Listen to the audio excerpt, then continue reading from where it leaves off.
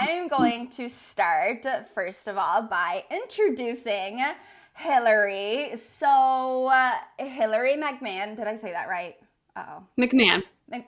Yep. Yep, yes, that. McMahon. Yes, absolutely. So she is a registered dietitian and well, I should probably tell you how I know her. So I met Hilary in Pennsylvania when I was a dietetic intern over at Penn State. And she Mhm. was actually my preceptor. And she definitely said many times that I was like the smartest intern she's ever had. I may have made up that last part, but she was absolutely incredible. So actually, Hilary was a mentor to me, and I learned a lot from her about how to counsel people and just really learned a lot about lab results and biometric screenings. So she was an amazing teacher to me. And then after I graduated the dietetic internship, then I became Hilary's coworker and we worked together for a little while and then we've stayed in touch since. And Yeah. Hilary has now started her own platform, and so she specializes in baby-led weaning and toddler nutrition, which is super cool. And when her daughter was born, she became more aware of the true challenges that moms face when it comes to starting solids, navigating mealtime daily, and providing proper nutrition for their little ones. So this is how then she went on to found First Foods Academy and recently Toddler Foods Academy as a way to help families find success in this area and also to have the proper support that they need to navigate what can be a very challenging journey, I'm sure.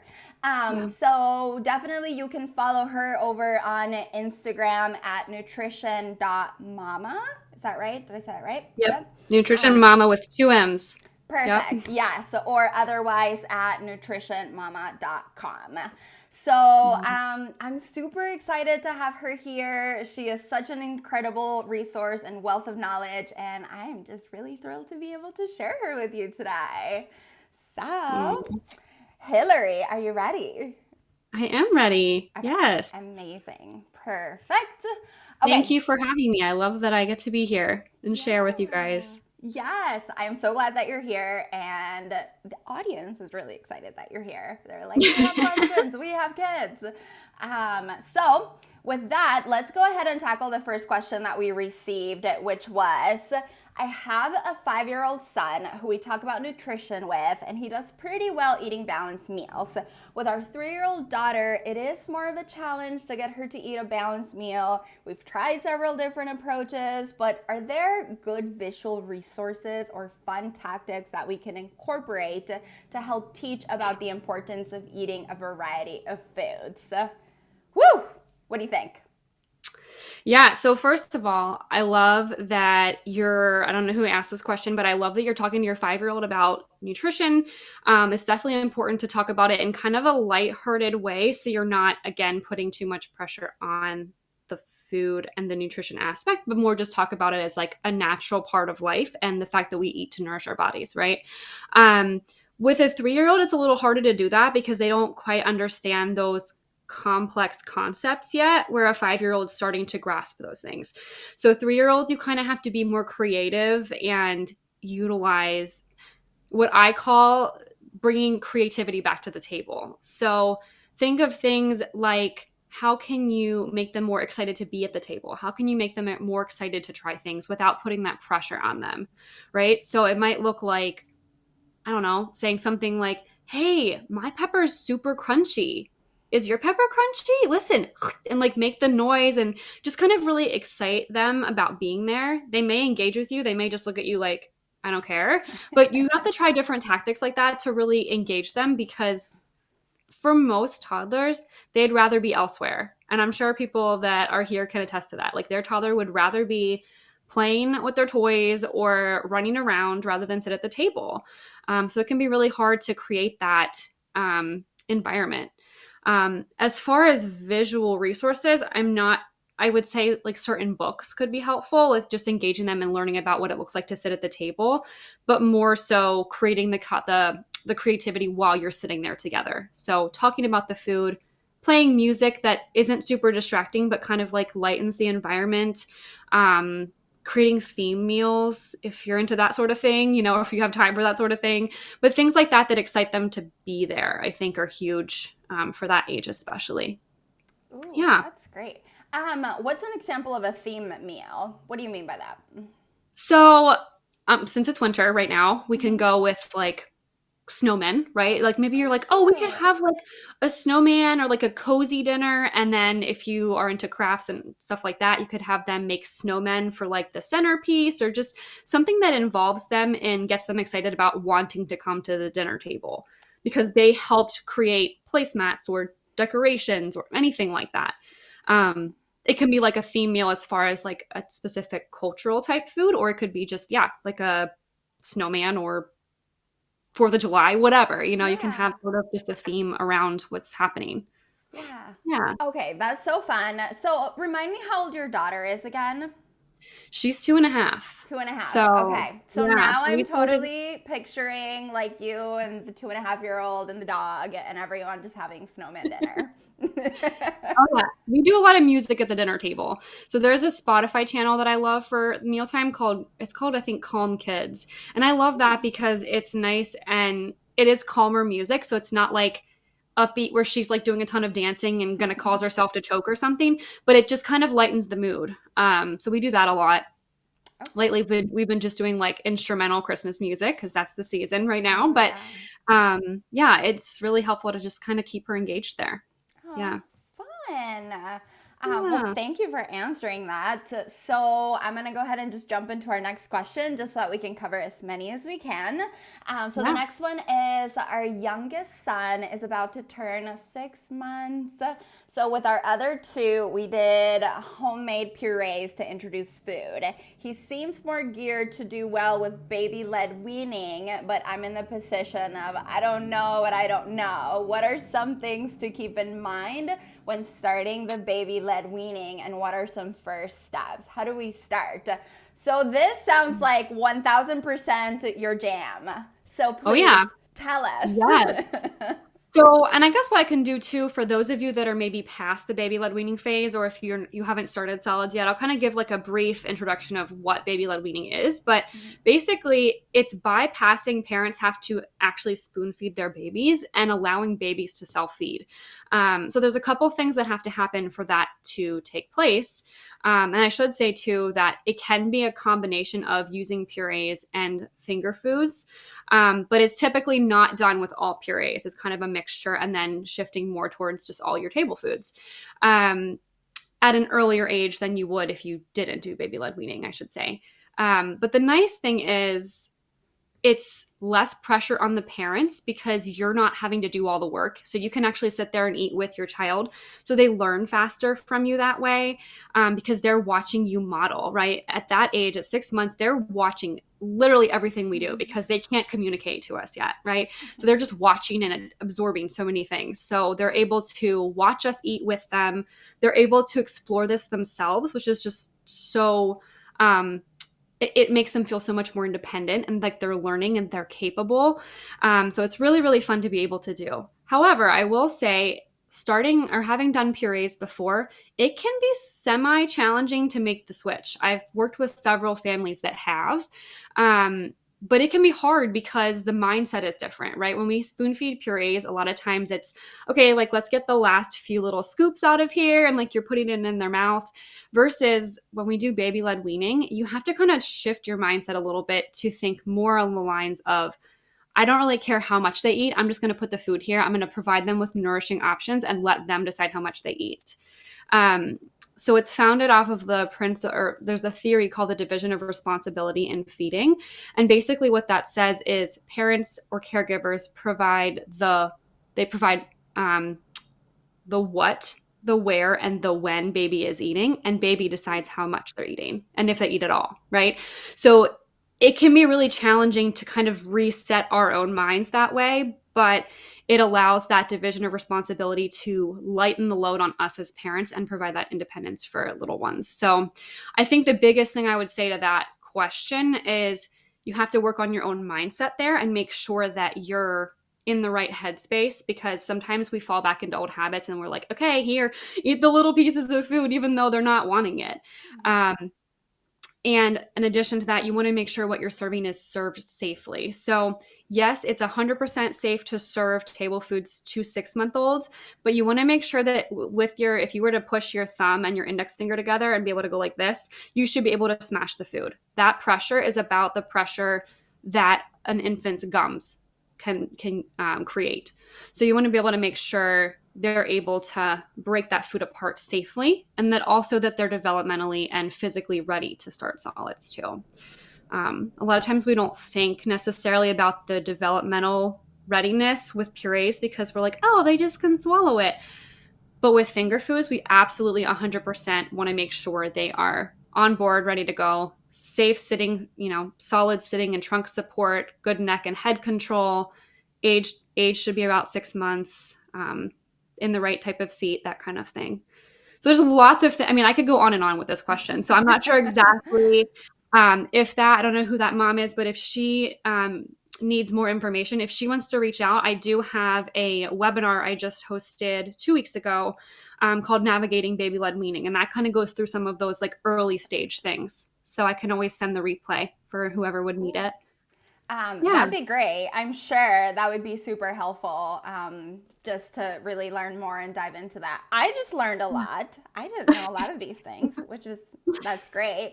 But I really like that you talked about kind of shifting your mindset too, because in a different realm, I do talk a lot about mindset, but I definitely am familiar with many parents who kind of do the, like you have to eat like these bites before you can get up, or like, and that kind of approach. Whereas it sounds like with this approach, it's completely different and kind of letting the child sort of decide what's appropriate. And I'm sure that's probably really terrifying for parents. Like, will my child starve or? Yeah. Well, and as you know, Vivian, in our education, and we went to school for nutrition. I also have a minor in human development and family science, but nowhere in that education were we taught how to feed a baby, right? No. And it's like, so even as a dietitian, when I started, like you mentioned at the beginning, I came into this like, well, I feel like I should know what I'm doing, but I had no idea what the heck I was doing, right? Yeah. I had to take a course, and then I still sat there and was like, yeah, I have no idea. Like, I have to formulate my own process and what this is going to look like for us. And I was very thankful I had that nutrition background, because it can be really hard to figure it out. There's so much information out there. Yeah. And I'm so glad that you did figure it out. And I'm so glad that you do have resources for parents that are trying to figure this out, that maybe before they were like, I don't know what I'm doing and I don't know where to go, that now we have amazing dietitians like you doing this very important work. Okay, are you ready for question number 4? Is it 4? I am ready. Great. Wait, no, it's not. Sorry. It is other question. So my 3-year-old eats a very limited range of foods. She loves to help me cook, and I bought a toddler tower and toddler utensils to encourage this. She's really good at engaging with the different foods, but she doesn't actually eat anything we cook together. I take a very no pressure approach. Do I just need to give it time, or are there other things I can do to encourage her to actually taste the foods we make? Ooh, good question. I love that. Okay. And I will preface this by saying extremely common, right? The 3-year-old range, I see the pickiness sort of things start to creep in between 12 and 18 months. That's often like one of the hardest times to feed, because they can't communicate to us yet what they want and don't want. But then it does start to resurface again. If it doesn't last through toddlerhood, depending on what you're doing to improve it, typically does come back between like 3 and 4. So it's great that this person is engaging with their child in the kitchen and getting them involved. That's huge. Because somewhere there's little things connecting that, like, I'm helping make my food. It may not be working yet, right? But that's a great place to start, engaging them in what it takes to make the meal, what's in the meal, so they can see what's going in there and they're not as afraid to eat it. Now, I'm not troubleshooting with this person live right now, obviously, but if this was a mom I was working with, I would probably look at what else is maybe going on at the table. A lot of times, picky eating or selective, choosy types of eating aren't necessarily about the food. Sometimes it is about the food, but sometimes it's also about something else that's going on in the environment. So maybe they don't like their seat. They're still in a high chair. They want to be at the table. They don't like their booster seat. They want to literally face a different side of the table, like look at the window instead of the wall, something like that. There could be something distracting in the environment. And sometimes with a no pressure approach, there's also like less conversation that way. And so sometimes creating, again, that, as I mentioned with the first question, like creating more excitement and conversation so that there's something else happening, and the pressure is taken off the food. So it is, the hard thing about these things is it's very trial and error. And that's why I work with a lot of moms like one-on-one to really work through these, because it could be so many different variables. I would say if she's engaging in the kitchen and enjoying that process, to keep doing that for sure, and just play around with some other things that might be happening at the table or in that environment that might be just causing her to not want to eat. Or maybe it's too much food. Again, I could keep giving you all kinds of different, strategies, because there's so many different things that it could be. Yeah, amazing. So this actually just leads me to a question real quick, and I should know this about you. But with the programs that you offer, do you do individual work, like one-to-one, or is it more group coaching, or what is it like? Yeah, so my programs, First Foods Academy and Toddler Foods Academy, there's a course element, but then there's also, I call it like where course meets coaching. So there's the course, and then there is a live one-on-one strategy call with me when you enroll, and then you get daily support via messaging. I do office hours once a week, and there's also a Facebook group. So you get the group aspect through Facebook, kind of like the BodyFit by Amy communities do. But in addition to that, you can meet moms through the office hours if you're there with other people, hearing their questions, that kind of thing. So it's kind of a combination, if you will. I do a lot of messaging support because it's quick and easy to respond to people, and especially with starting solids, when things are a little bit more like pertinent, like I need to know this now. Yeah, the messaging is great for that. So. Yeah. Oh, perfect. Yeah. Well, thanks for sharing that. I feel like I should know that, but okay. We'll catch up after this. Yeah. Yeah, exactly. Yeah, yes. All right. So what about this question? So my almost 3-year-old is usually willing to try different foods at dinner time, but he will eat 2 to 3 bites of each food and say he's all done. Any tips to encourage him to eat more? Or not? Right. Like this is exactly the same as the other two. Yeah. A lot of what I already mentioned would help here. Just re-engaging in that, curiosity and excitement for the table. Less pressure, less encouraging to eat more bites. Stop saying, let's eat more bites. Talk more about the food. I gave the pepper and crunchy example. I'll give another one that I always like to say, but think about like where the food's coming from. So if you're eating potatoes, you could say, oh, do you think potatoes grow on a tree? Or do you think they're on a bush? Or do you think they're in the ground? You can ask those creative questions. And obviously we know the answer is most likely, but we can sort of see if our child knows. And if they don't, we could say, oh, well, like, maybe we could look it up when we're done eating and see, or, kind of create that conversation that, again, just makes them think more about the food that they're not engaging with, because that might naturally create that, that spark of curiosity. Now in this situation too, I should say, you say he's 3, right? 3. Okay. Yeah. Almost 3-year-old. Yes. Okay. Yeah. So another thing to keep in mind is that toddler appetites vary like rapid fire. So you may have, and I'll use my own daughter as an example. This weekend on Saturday, she ate a massive, massive breakfast. Like she had, as I made overnight oats because those are her favorite. She calls them cold oats. And we had the same exact amount. Like I ate the same amount as her, and she also ate a hard-boiled egg, and then she had fruit. She was just starving. And then her dinner that night, she took 2 bites of chicken or whatever we were eating, just 2. And that was it. She was done.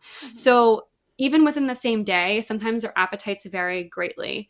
Their growth is so different than it is that first year. So I think a lot of times what happens is we're like, oh my gosh, our babies eat so much food. I don't know where they put it all. They do so great. But that first year of life, growth is so much more rapid as far as weight gain and development. Now, of course, those development things are still happening for toddlers, but it's a little slower. So the appetite changes. So there's also a very strong possibility he just might not need that much right now, and that's okay too. So putting the food there but not requiring it to be eaten can be really hard on parents, but I think it's helpful just from the low pressure, and it sometimes makes them eat more. Yeah. Yeah, that's so great. Yeah, I'm definitely kind of hearing that theme too of like, there's food being left, or eat more, or try the foods, because it is probably super terrifying to feel like, Why my aren't kid's you not eating? eating. Yes. Yeah. Yeah. Yeah. And sometimes too, I don't think I mentioned this, but also like literally serve, if let's just say green beans is the food and that they're not eating, literally serve one, but one on the plate. It might look ridiculous, but A, you're not wasting food that way. And B, sometimes if they eat one, they might engage with it and be like, oh, can I have a couple more? You know? So sometimes also the volume of food can be overwhelming to them. So if we serve less on the plate, it actually ends up helping them to eat more later on because they'll ask for more. So, Oh, that's a good tip. I like that. yeah, All right. So you ready for the next question? go for it. All right. So, when should you start your baby on solids? My baby is 5 months. His doctor said we could start solids at 4 months. He tried oatmeal and peas with no problem. Hours after trying sweet potatoes, he vomited for a few hours. Took him to the doctor and they said it wasn't related. Waited 3 weeks and tried sweet potatoes again and the same thing. Violently ill for hours. A week later, he had peas again and then threw up a few hours later. I'm not giving him too much, only a tablespoon. At first, he was fine after the peas. What do you think is going on? We do have doctor's appointments scheduled for a few weeks, and we are not giving any solids right now, only breast milk. So this is an interesting question because you kind of mentioned 6 months, but you also talked a little bit about like looking for other signs of readiness. So what do you make of this scenario here? Yeah. So, a couple different things here. First thing I would say is, and I did see this question in the group. So, I saw the mom had also asked if it was potentially an FPIES reaction. Oh, yes. I can't, as a dietitian, I'm like, and I'm not this person's dietitian, so I can't diagnose. I can't say, yes, it's something, no, it's not. Just, ethically, and I'm not their dietitian. But Yeah, for sure. I would say there's a couple different things it could be. First of all, when we start solids, so American Academy of Pediatrics and World Health Organization are now both saying 6 months is the recommendation for when to start solids. Dietitians support that as well. But I will say that pediatricians, as amazing as of people as they are, I love our pediatrician, but sometimes their information is a little outdated. So a lot of pediatricians are still utilizing the 4 to 6 months recommendation. And I get so many moms telling me, on Instagram, hey, I got the green light to start solids, but I don't want to. Should I do it because my pediatrician said so? You don't have to. So there's a huge developmental difference between a 4-month-old and a 6-month-old, right? 6-month-olds are a little bit bigger. They're grasping more things. They can sit up better. Their digestive tract had 2 extra months of life to develop. So sometimes a small baby that's starting solids at 4 months, especially if they were born prematurely or anything like that, their digestive tract may not be ready, which can cause some irritation and GI upset. So vomiting would be one of those things. Possibility. The possibility of FPIES is also maybe. So for those of you that don't know, FPIES it's food protein induced enterocolitis syndrome. So basically what that means is it's kind of like an alternative reaction like a food allergy, but it's solely gastrointestinal based and it can be very severe. So it's usually vomiting, diarrhea, and sometimes it can be so rapid that it creates severe dehydration and can lead to shock. So it can be very serious. It can't be diagnosed like with a blood test. It's usually through trying the foods. So it can be hard to diagnose. But I would say for this person's safety, because the foods you're mentioning are FPIES potential reactants, I would say it probably makes sense to go see an allergist or at least have an appointment scheduled with an allergist so you have someone in your corner to help set up a protocol, because FPIES does tend to disappear as your child ages, if it is that in this situation. So again, it's really hard to say. It could be just developmentally not ready. It could be FPIES. It could have been just, I don't know, something else. It's so hard to say. But 6 months is my recommendation for when to start solids.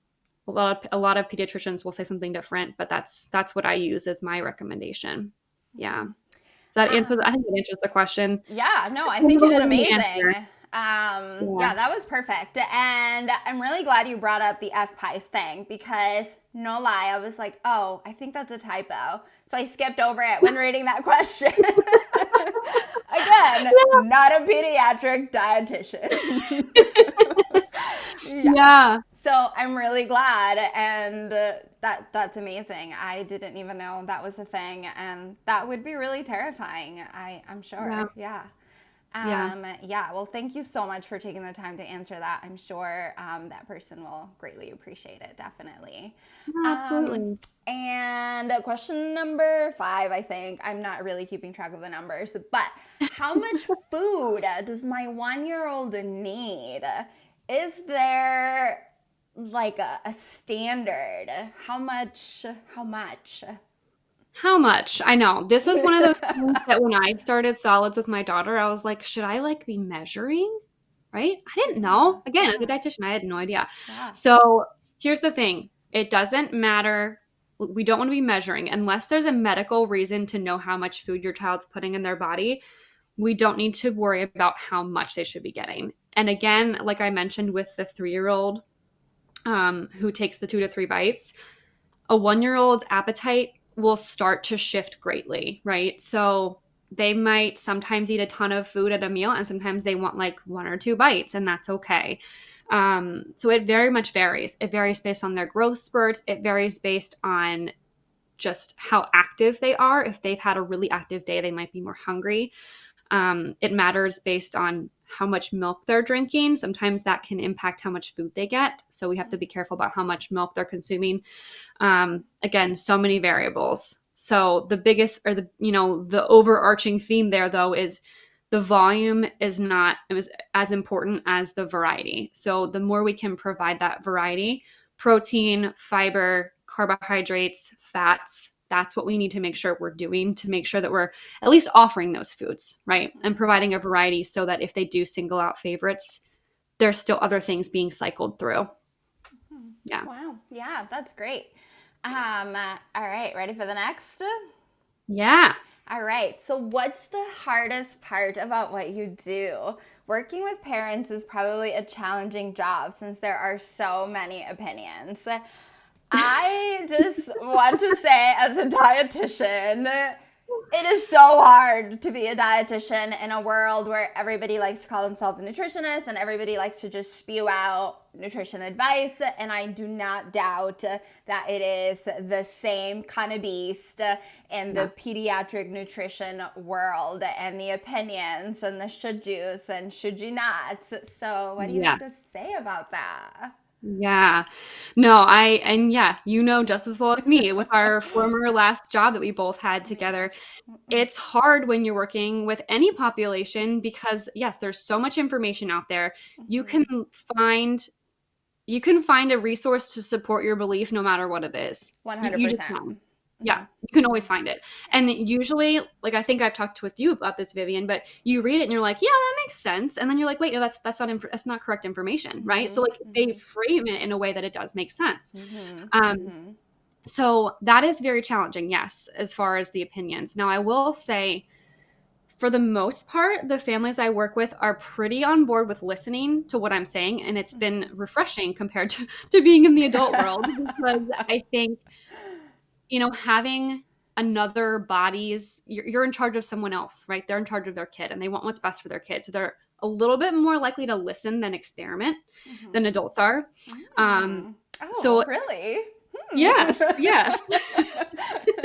But what I would actually say is probably the hardest part is also one of my favorite parts of my job.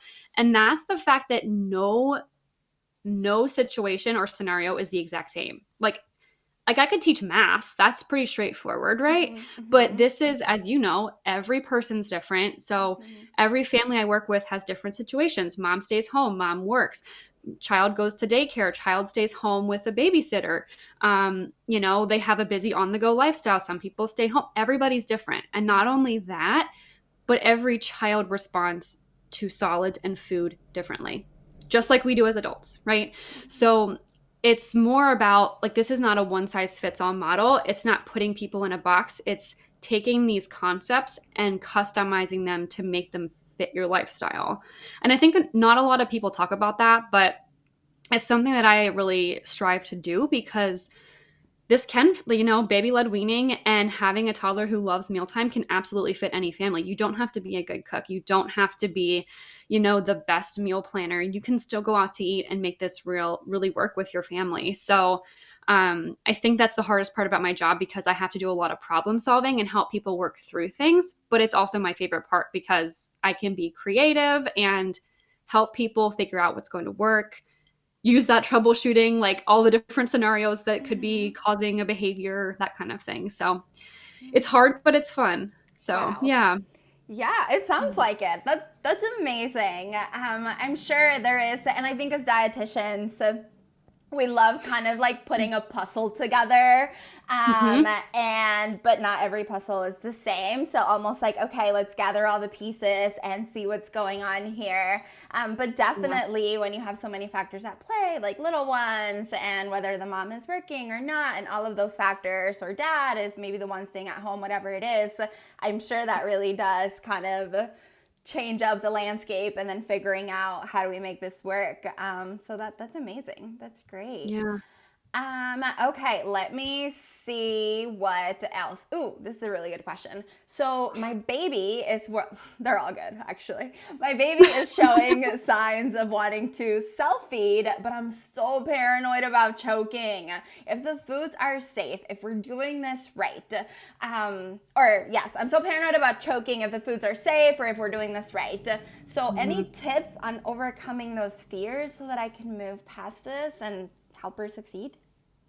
Yeah, absolutely. And I will preface this too by saying this was me, right? Like I said before, as a dietitian, I felt like I should know how to feed a baby. Like I'm a dietitian. People just kind of expected that I was going to know what to do.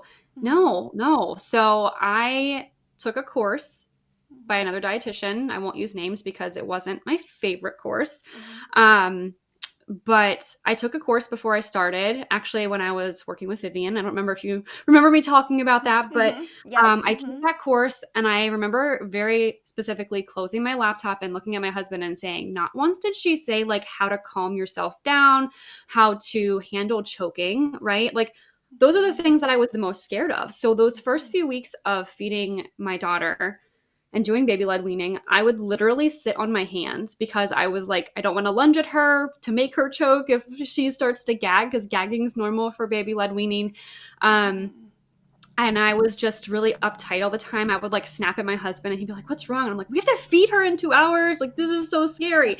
And it was very uncomfortable. So Mm-hmm. that, and I know that so many people feel that. And Mm-hmm. so that's kind of, again, why I created what I have, because so many people need that support and to know that those feelings need to be validated. Those are okay feelings to have. This is brand new for you, right? When you're starting solids, you've literally been doing breastfeeding or formula feeding since they were born. And you probably at 6 months finally feel like, okay, we got this. Like we're in a rhythm now. We have this, you know, under wraps. And now you throw a whole nother milestone in there. And it's like, here you go, you know? Yeah. So it Mm-hmm. is nerve wracking and that's okay. As far as tips for how to feel better about those things, I think number one is okaying those feelings, kind of like we do with toddlers. We want to okay their feelings, right? But okay the fact that we feel that way. Like that's okay. We're allowed to feel that.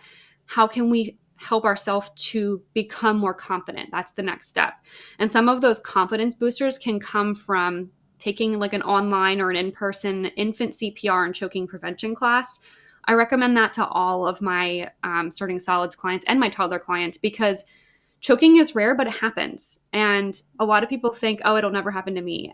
But having those tools in your toolbox are just extremely, extremely valuable. Um, And if anyone needs recommendations for a class, I actually have an online person that I work with, not like I partner with them, but their class is amazing. I've taken multiples at this point because I'm always trying to like see which one's the best one, and I just am obsessed. So if anyone needs ideas for where to find that, let me know. But yeah, that's a huge way to feel more comfortable and confident just because you have those skills. And also figure out which resources are serving you correctly. Because again, there's so much information out there. So if you're trying to piece together like 10 different resources, like you have 2 books and like 2 Instagram accounts you follow, and then like a blog and then a recipe book, like that can be a lot and it can be really overwhelming, especially if things are conflicting and the information doesn't match up. Because then you're like, well, which one's right? You know? So my recommendation is always find 1 or 2 resources to follow along with and make sure that they align with you, that they're what you want to do, and that they also give you an option for support or tell you where you can find support. So there are tons of baby-led weaning courses out there, but a lot of them don't have a support element. And some people don't need that. Some people don't want it. They love to do things on their own. That's why I have DIY options, so you can buy my course by itself. But I think a huge element is if you're anxious, if you need that validation, find something that offers you support. So working with a coach like myself or someone else that does it, I'm not sure who also offers the support, but that's like hugely valuable to just make sure you're feeling more comfortable, because if you're not confident, your baby is not confident. They really, truly have that intuitive energy and they feed off of that. As soon as I started getting more confident, my daughter did like eons better than where she was when we started. So it's, yeah, it Amazing. definitely has an impact. Yeah. Yeah. Wow. That's really helpful. And yeah, so amazing, right? How we I think how we just radiate our energy and we just don't realize, and which is kind of a perfect segue into the next question, which I do get asked about all the time, and how the behaviors that we engage in, or how we refer to foods, how we talk about foods. Of course, our children are always watching and, like you're saying, feeding off of the energies that we have. And so perfect to discuss this next question. I have a 1-year-old and my question relates to him. I try to keep foods neutral, but of course it's natural to get excited about your favorites and also when eating with others that don't live in our household. Let's see. I like others comment on food and say I don't like that, etc. Also, although I'm getting a little confused with the question. Hold on, let me read it first. So really, can you speak to the topic of conversations around food at the table and how to encourage or ask others to have or not have certain conversations? And on that note, I'm going to tie it back to another question that we received, which was just, so I hear a lot of the parents that we have in our group in the BodyFit by Amy community, they call foods like growing foods, or like get strong foods, or things like that. So what is your take on that? I guess, what are some of the things we should be mindful in terms of conversations that we have around food with kids, and how do we raise kids that don't fall into the terrible trap of diet culture like we have, like how we were raised? Yeah, absolutely. And it's funny that this question comes up too, because I just right before Thanksgiving, I did a reel about this on Instagram, because there's so many conversations like that come up at your holiday tables. I mean, any time of the year, truthfully, but holiday tables where people are like judging how you're feeding your child, or judging your child's size or how much they ate, making comments about their own diets that you don't want your child to hear. It's a very challenging concept, right? So yeah, I just created a reel on that. And if you're following me, I'm doing another one soon, because everybody was like, can you do that again? I loved this. Do it again. Yeah. Please give me more examples, because it's hard. And I think one of the biggest things here is creating, at least in your own home. Obviously you can't control other people's actions, but in your own home, having a discussion with your partner or anyone else in the home that helps raise your child, about what you want for your child to hear growing up and see growing up. And make sure you're very strongly holding those values true in your own home so that when they hear things elsewhere, you can have that conversation. Well, so-and-so, they think a little bit differently about food, and that's just how they want to think about food.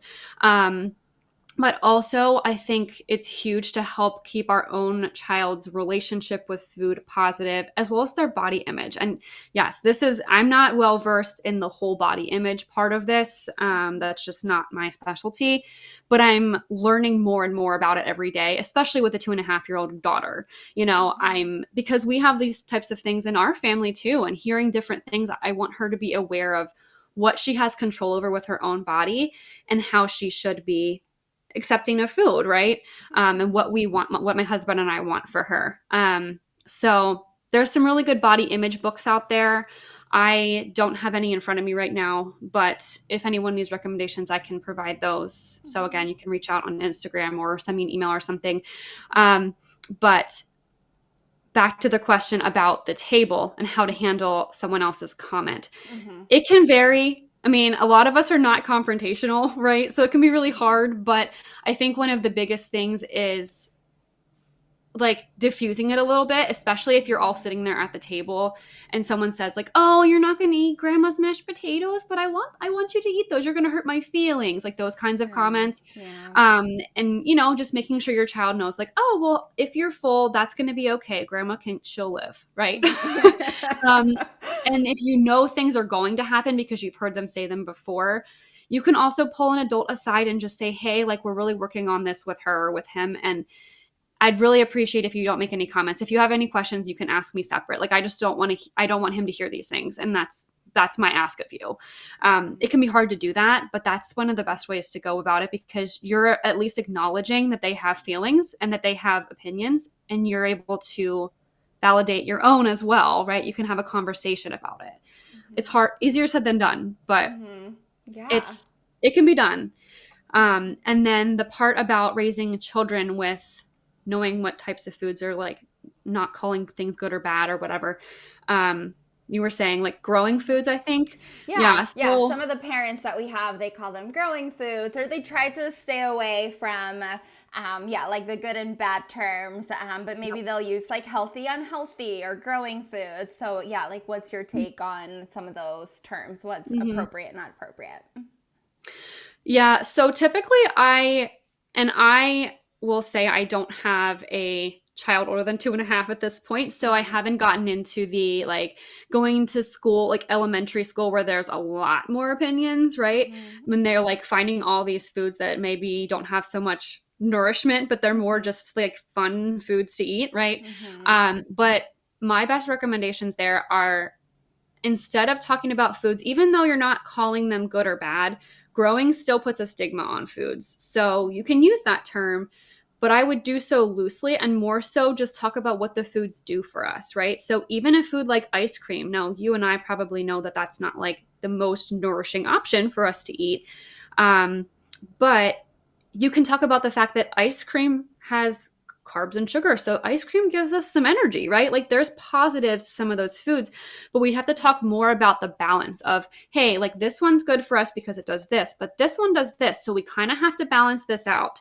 And once they're a little older, you can also talk more about, fruits and veggies and what types of things those do for our bodies. So, strawberries have vitamin C. They help our immune system, or chicken has protein that helps with when we get hurt, healing injury and making us stronger. Those types of conversations you can start having as they grow versus calling things a certain name. It just sort of helps create food as more of a neutral concept than putting things on different pedestals. Because, other words still, I've heard also like the green light foods, but red light foods, and that any of those things still create some sort of a stigma. So, yeah. I love that.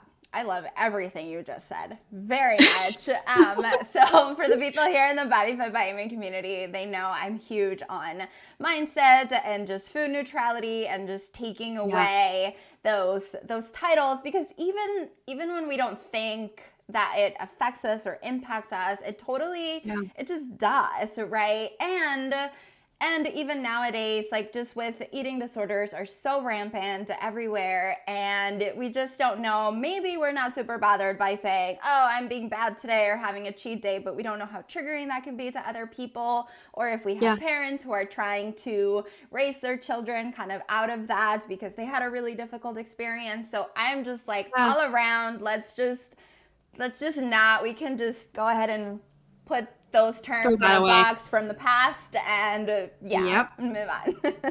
Absolutely. Yeah. And I was going to say something about that, but now I'm drawing a blank. Oh, sorry. It's okay. No, it was something in the middle of the or of your comment there. I don't know. It might come back to me. Yes. Feel free to interrupt anytime. Yes. And so this isn't a question. It's actually a question I have. And maybe you can touch on it a little bit, but how do you feel about, the word treats, because I think that kind of falls in that, like, well, if you eat your growing foods, then you can get a treat, which to me, it's still sounding very much like, so if you eat your good foods, then you can have your bad food. But what is your take on that word, on that? I'm glad you asked that because it helped me remember what I was going to say. Beautiful. What I was going to say is that in my Toddler Foods Academy program, I actually created a whole module on this because, I call it, I think, like an neutral approach to indulgent foods or something along those lines. Because, yes, that is huge. And again, just having that neutral approach to everything is so helpful. Of course, we want to set boundaries, but not restriction is the way I approach it.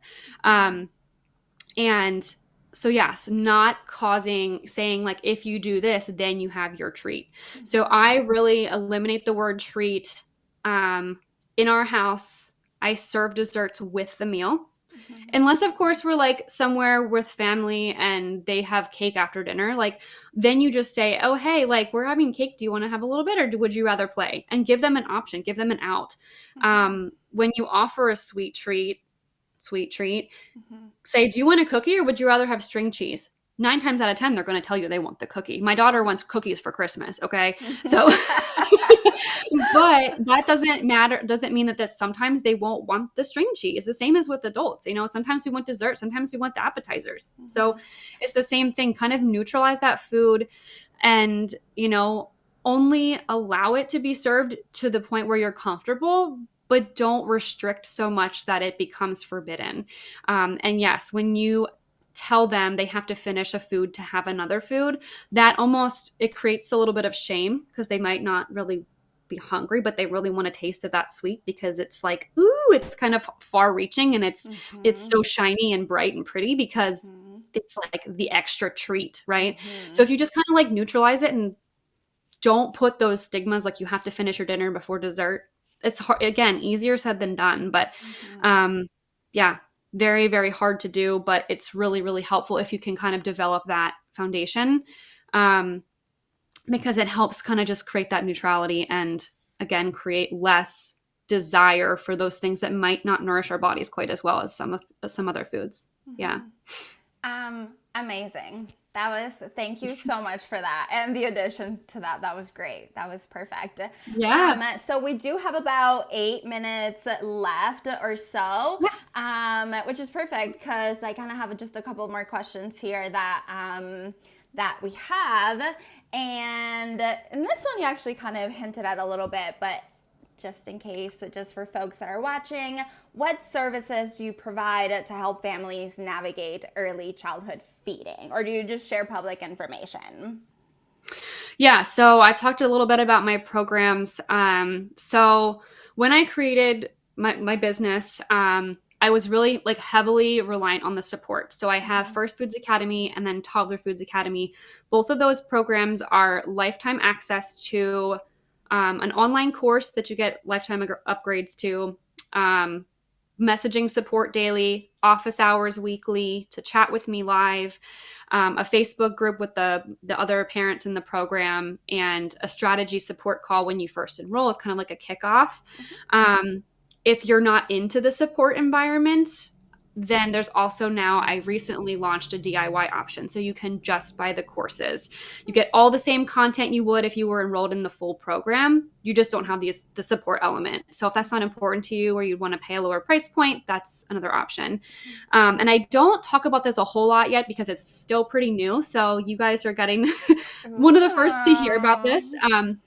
But I do have a mini package option, and that is strictly support, no course. So for someone that might need a little bit of help with something, but they're like feeling pretty comfortable, they're just kind of struggling a little bit, or they're like, we just really need help getting started, and then I think we'll be fine. That's another option. So what the support or the mini package looks like is a strategy kickoff call, and then 30 days of support through messaging, and then a follow-up call.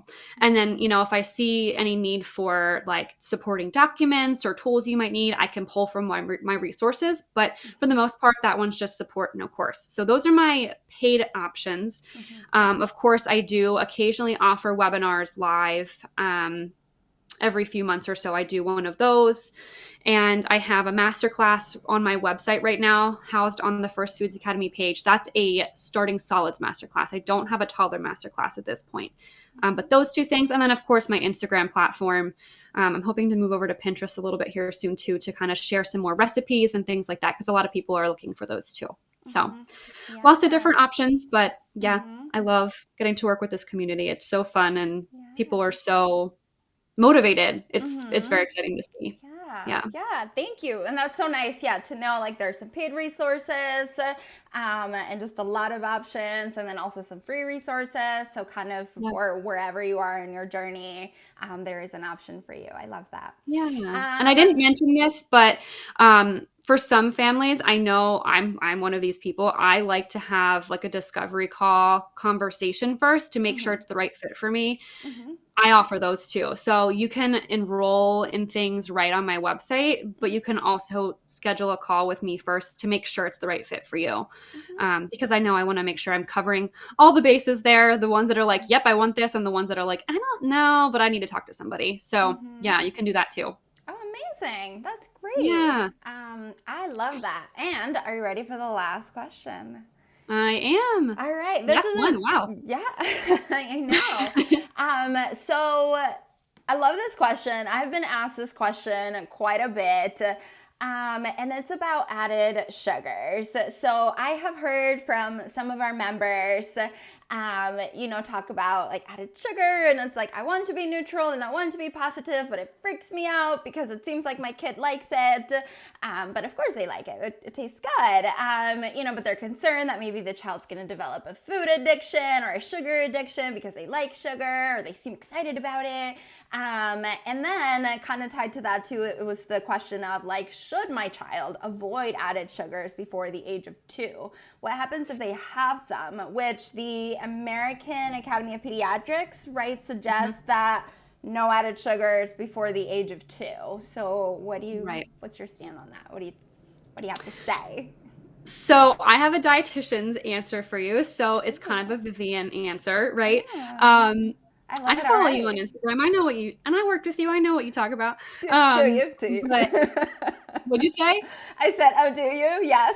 Oh, I do. Yeah. I love it. So yes, the recommendation is no added sugar before age 2.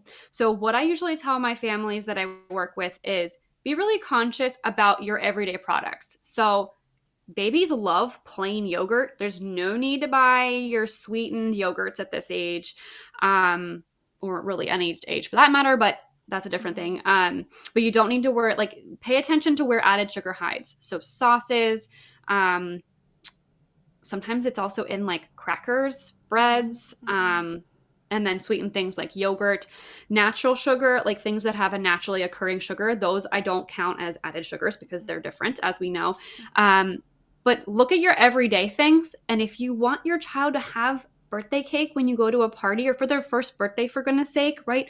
Let them have a little bit of cake, and that's okay. It's a one-time thing, and it's here and there, right? It's not every day. So pay very close attention to what you're doing on an everyday basis and save those minutes of added sugar for when there's like a special occasion. Summer night But you go out for ice cream with your family, like let them have a little lick of ice cream, and that's okay. We just don't want to make it a regular occurrence, because yes, that's when that naturally occurring sweet tendency in our palate starts to shift, is with frequency. So we just want to be careful about, how much we're doing that. And I'm sure then, like, for those special occasions, we want to make it seem pretty normal. Like, so we're not going to make a huge deal of like this one special time you get cake, even though you shouldn't, right? Yes. Yes, absolutely. Yeah, I have some resources on that in my toddler course as well, because it's hugely important to keep it neutral and not be like, oh my gosh, it's your birthday, you get cake, blah blah blah. You want to keep it pretty cool and like oh yeah, at birthdays we have cake. Cool.